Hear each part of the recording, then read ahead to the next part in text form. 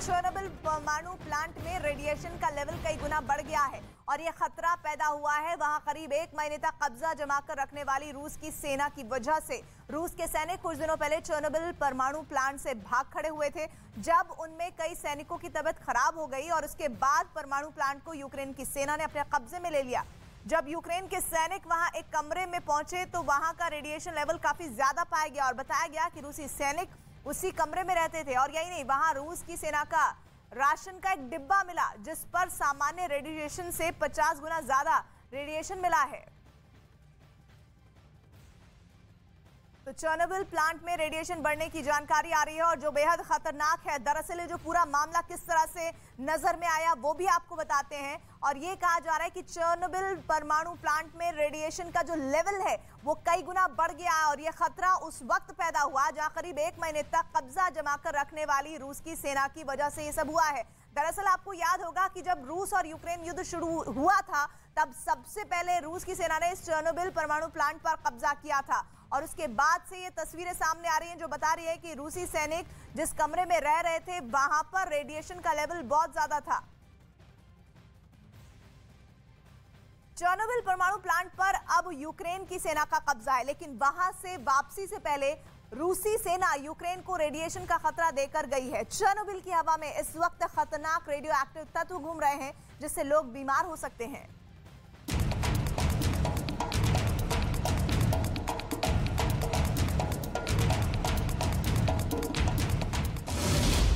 रूस के सैनिक रेडिएशन फैला रहे हैं।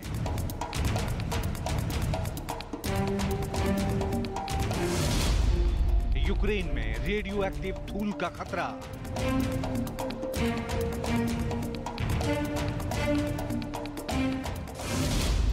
चेर्नोबिल परमाणु प्लांट से मिली जानकारी। यूक्रेन के सैनिक जैसे इस कमरे के अंदर घुसे उनके रेडिएशन मीटर में तेज बीप की आवाज आई। इसका मतलब था यहां रेडिएशन का स्तर सामान्य से 20 गुना ज्यादा था। सामान्य स्थितियों में प्रति घंटे 3 माइक्रो सीवेटर्स रेडिएशन को ठीक माना जाता है। ये रेडिएशन रूसी सेना के कपड़ों और जूतों पर चिपकी मिट्टी के साथ आई थी। तस्वीरें यूक्रेन के चेर्नोबिल न्यूक्लियर पावर प्लांट के पास एक इमारत के कमरे की हैं, जहां कब्जे के दौरान रूस के सैनिक करीब 1 महीने तक ठहरे हुए थे। इस कमरे की हालत बता रही थी कि रूसी सेना के जवान जब यहां से निकले होंगे तो लूटपाट किए बिना नहीं गए होंगे। कमरे का सामान चारों तरफ जमीन पर बिखरा हुआ पड़ा था, लेकिन वो भूल गए कि अपने साथ कितना बड़ा खतरा इस कमरे में लेकर आए थे। दावा है कि रूसी सेना के राशन के सामान में सामान्य से 50 गुना ज्यादा रेडिएशन मिला है, यानी जिसने वो खाना खाया होगा रेडिएशन से बीमार हुए बिना नहीं रहा होगा। यूक्रेन के अधिकारियों का दावा है कि रूसी सेना ने चेर्नोबिल परमाणु प्लांट पर कब्जे के दौरान वहां अपने हथियार और सैन्य उपकरण लगाने के लिए कई गड्ढे खोदे थे। ड्रोन से ली गई तस्वीरों में ये गड्ढे परमाणु प्लांट के उस हिस्से में दिखाई दिए जिसे रेड फॉरेस्ट कहा जाता है। रेड फॉरेस्ट यानी प्लांट की वो जगह जहां रेडिएशन का खतरा सबसे ज्यादा है। दरअसल 24 फरवरी को जंग शुरू होने के पहले ही दिन रूसी सेना ने चेर्नोबिल पर धावा बोल दिया था। रूसी सेना के बड़े बड़े टैंक और बख्तरबंद गाड़ियां खतरनाक रेडिएशन से भरे चेर्नोबिल के इलाके में बेधड़क घुस गई थी, जिससे चारों तरफ धूल उड़ी और रेडिएशन के कण धूल में घुल गए। हैरानी की बात यह रही कि युद्ध की रणनीति बनाने वाली रूसी सेना के कमांडरों को भी यह खतरा नजर नहीं आया। कहा तो यहां तक जा रहा है कि चेर्नोबिल से निकलकर कीव तक आए रूसी सेना के टैंक और बख्तरबंद गाड़ियां उसी धूल से सनी थी, यानी जहां जहां रूसी सेना की गाड़ियां गई होंगी उसके सैनिक गए होंगे, वहां वहां रेडिएशन खतरा मंडरा रहा होगा। चेर्नोबिल परमाणु प्लांट वही जगह है जहां साल 1986 में दुनिया की सबसे बड़ी परमाणु त्रासदी हुई थी। धमाका इतना खतरनाक था कि कुछ ही देर में 36 कर्मचारियों की मौत हो गई थी और सैकड़ों कर्मचारी पूरी तरह जल गए थे। यूक्रेन के गृह मंत्री का दावा है कि चेर्नोबिल परमाणु संयंत्र की सुरक्षा करने वाले यूक्रेन नेशनल गार्ड के 169 जवानों को बंधक बनाया गया था। उन्हें शीत युद्ध के दौरान बने बंकर में 30 दिन तक बिना खाना, रोशनी और हवा के रखा गया। आखिरी दिन उन सभी को युद्ध के कैदियों के तौर पर बेलारूस से होते हुए रूस ले जाया गया। अब वो कहां है कोई नहीं जानता। यूक्रेन के अधिकारियों का दावा है कि रूसी सेना ने जब चेर्नोबिल छोड़ा तो वो न्यूक्लियर पावर प्लांट में लूटपाट करके गए। वो यूक्रेन के कर्मचारियों के कपड़े, जरूरी सामान, कुत्ते, पैसे, लैपटॉप और महंगे उपकरण अपने साथ ले गए। चेर्नोबिल प्लांट पर अब यूक्रेन की सेना का कब्जा है। रात और दिन यूक्रेन के कर्मचारी इस प्लांट में काम कर रहे हैं। उन्हें सड़क की जगह समुद्र के रास्ते प्लांट में लाया जा रहा है ताकि रेडिएशन का शिकार ना हो सके। लेकिन रूस की सेना ने इस सुरक्षा नियम को अनदेखा किया। रेडियो एक्टिव धूल के संपर्क में आने वाले सैकड़ों रूसी सैनिक रेडिएशन का शिकार हो गए। इसके बाद उनमें से कई सैनिकों की तबीयत पूरी तरह खराब हो गई। रेडिएशन के संपर्क में आए उन रूसी सैनिकों को इलाज के लिए बेलारूस भेज दिया गया है।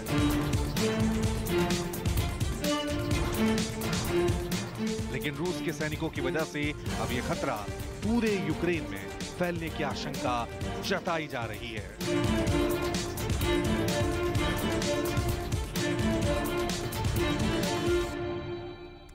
रूस और यूक्रेन के बीच पिछले 47 दिनों से जंग जारी है। आज जंग का 48वां दिन है। महाजंग के बीच अब अमेरिकी राष्ट्रपति जो बाइडेन की भी मुश्किलें बढ़ने वाली हैं।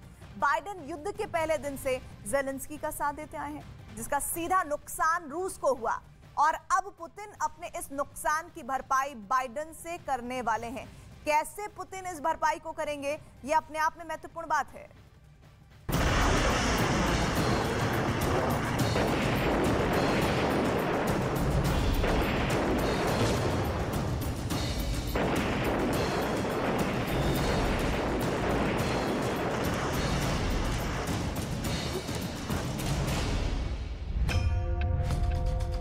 यूक्रेन से रूस की अदावत, बाइडेन करेंगे भरपाई।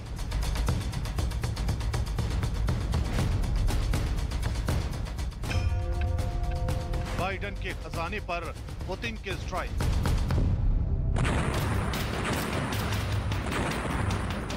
पुतिन ने जंग यूक्रेन के खिलाफ छेड़ी थी, लेकिन इस जंग में बाइडेन ने जो अपना रोल निभाया, अब उसकी भरपाई का वक्त आ गया है। क्योंकि अब इस महाजंग के बीच पुतिन अमेरिकी प्रतिबंधों को लेकर बाइडेन से हिसाब पूरा करने की तैयारी कर रहे हैं।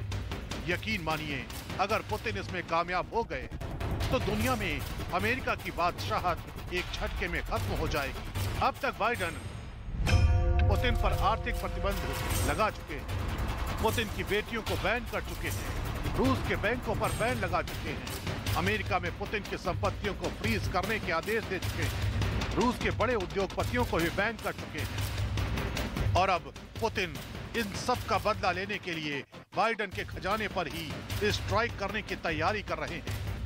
इस खजाने का नाम है अमेरिकी डॉलर, जो अब पुतिन के सीधे निशाने पर आ गया है। दरअसल पूरी दुनिया के कारोबार का एक बड़ा हिस्सा डॉलर के जरिए ही होता है।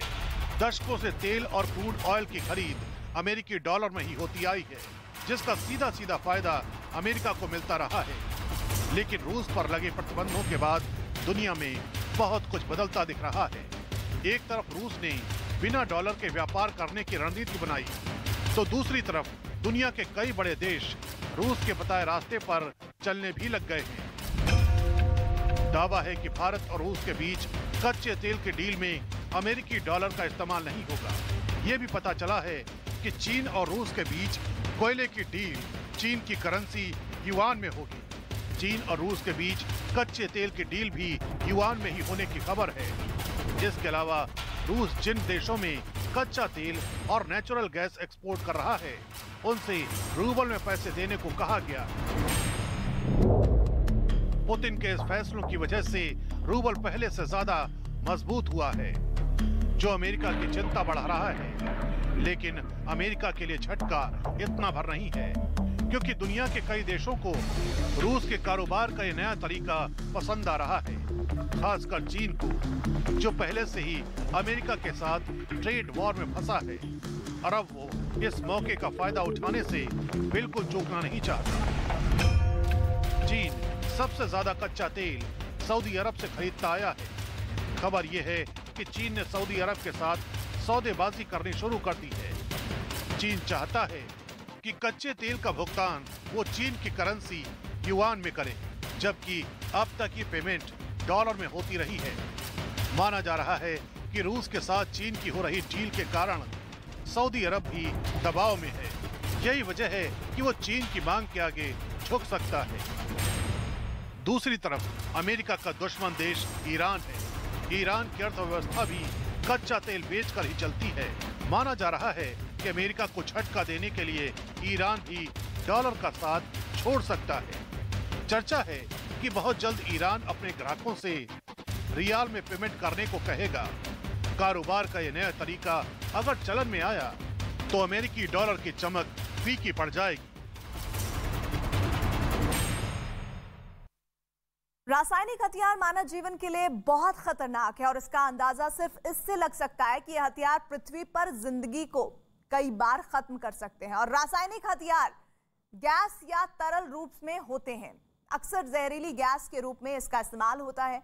ये रासायनिक हथियार तेजी से फैलते हैं और लोगों को अपना शिकार बनाते हैं। कुछ मिनटों में ये गैस हजारों जानें ले सकती हैं। इसकी भयानकता का अंदाजा आप इससे लगा सकते हैं कि ये पृथ्वी पर जिंदगी कई बार खत्म कर सकते हैं।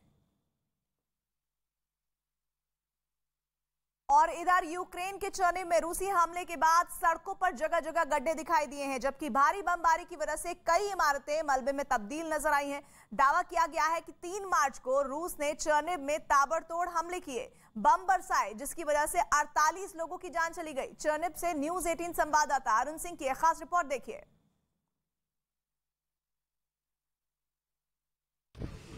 3 मार्च को दोपहर 12 बजे भरी दोपहर में जब लोग अपने घरों में आराम कर रहे थे, उस वक्त रूस ने लड़ाकू विमानों से कई बम बरसाए, जिसकी वजह से यहाँ 48 लोगों की जान चली गई। ये चेर्निहिव के सिटी सेंटर के पास का इलाका है। ये एकदम बीचों बीच शहर के अंदर का इलाका है। लेकिन यहाँ पर देखिए, ये 10 मंजिला तकरीबन बिल्डिंग है ये, और ये इस पर इतने बम और इतनी मिसाइलें गिरी कि इसमें रहने वाले 48 लोगों को अपनी जान गंवानी पड़ी। और इसके साथ ही साथ ये बम भी गिरे हैं नीचे। हमारे सामने एक गड्ढा है, वहां भी बम गिरा है।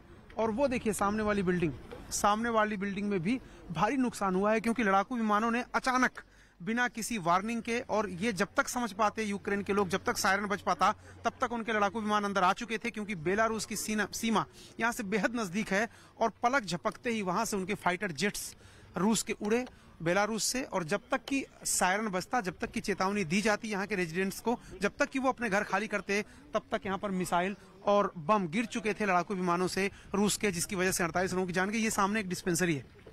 इसके पहले दूसरी जो बिल्डिंग है उसको भी देखिए, उसके भी शीशे चटक गए हैं, खिड़कियां टूट गई हैं, वहां भी सैकड़ों की संख्या में लोग घायल हुए। लेकिन ये डिस्पेंसरी, यहाँ पर लोगों का इलाज होता था। और इसके सामने हार्ट का वार्ड है, यानी वहाँ दिल के मरीजों का इलाज होता था। और ये डिस्पेंसरी भी पूरी तरह से तबाह है। इसके अंदर इक्विपमेंट्स अभी भी पड़े हुए हैं, साफ दिखाई दे रहे हैं। और सामने जो दिल की बीमारी का इलाज होता था, वहां भी देखेंगे अगर आप, तो वो भी बिल्डिंग पूरी तरह से ऊपर से वहां भी बम गिरे हुए हैं।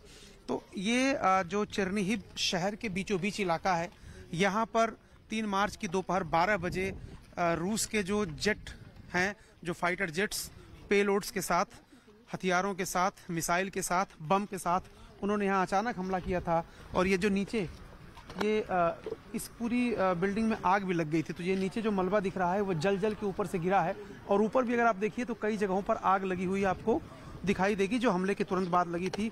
देखिए अंदर एक पेट भी कई हैं ऐसे दिखाई दे रहे हैं जो घूम रहे हैं वहाँ, जिनकी देख रेख करने वाला कोई नहीं, क्योंकि उसके बाद पूरे शहर के लोग यहाँ से निकल गए थे और शहर पूरा खाली हो गया था।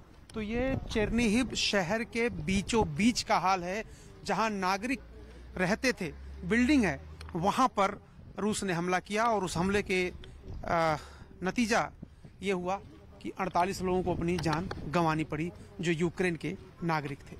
कैमरामैन कमल देव के साथ अरुण सिंह, न्यूज़ 18 इंडिया, चेरनीहिव। रासायनिक हथियार मानव जीवन के लिए बेहद खतरनाक, और इसका अंदाजा सिर्फ इससे लग सकता है कि हथियार पृथ्वी पर जिंदगी को कई बार खत्म कर सकते हैं। रासायनिक हथियार गैस या तरल रूप में होते हैं। अक्सर जहरीली गैस के रूप में इनका इस्तेमाल किया जाता है, और साथ ही अक्सर ये कहा जाता है कि ये रासायनिक हथियार बहुत तेजी से फैलते हैं और लोगों को अपना शिकार बनाते हैं। कुछ मिनटों में ये गैस हजारों जानें ले सकती है, और इसकी भयानकता का आप अंदाजा इस बात से लगाइए कि पृथ्वी पर जिंदगी कई बार खत्म कर सकते हैं।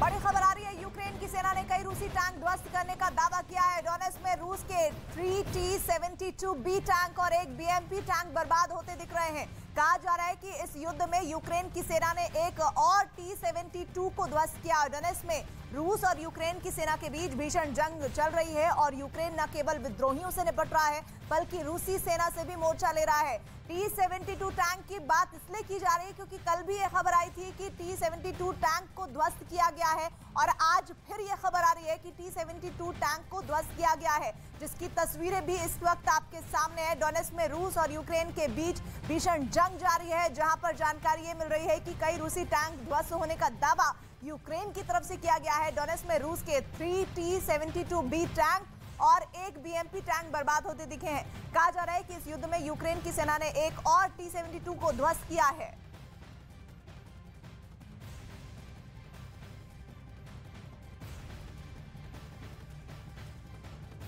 पुतिन ऐसे ही पुतिन नहीं कहे जाते हैं। पुतिन ने यूक्रेन में जंग शुरू होने से पहले ही इसके नतीजों का आकलन कर लिया था, और इसके लिए उन्होंने रूस में अमेरिकी डॉलर का स्टॉक काफी पहले से ही कम करना शुरू कर दिया था। और इस साल 1 जनवरी तक रूस में अमेरिकी डॉलर का भंडार 21.2% से गिरकर 10.9% हो चुका था। डॉलर को कम करके रूस ने चीनी मुद्रा युआन का भंडार बढ़ाना शुरू कर दिया था, और इस साल के शुरू तक रूस का युआन भंडार 12.8% से बढ़कर 17.1% पहुंच गया। यही नहीं, डॉलर की काट के तौर पर रूस ने यूरो का भी स्टॉक करना शुरू कर दिया था, और इस साल रूस के पास यूरो भंडार 29.2% से बढ़कर 33.9% तक पहुंच गया। तो एक बार फिर से आपको वो तस्वीरें भी दिखा रहे हैं। दरअसल ये तस्वीरें बता रही हैं कि यूक्रेन कैसे अपने आप को इस युद्ध में आगे दिखाता हुआ, आगे बढ़ता हुआ बता रहा है। दरअसल जानकारी यह है कि T-72 टैंक रूस के ध्वस्त किए हैं, और ये दावा यूक्रेन की तरफ से हुआ है।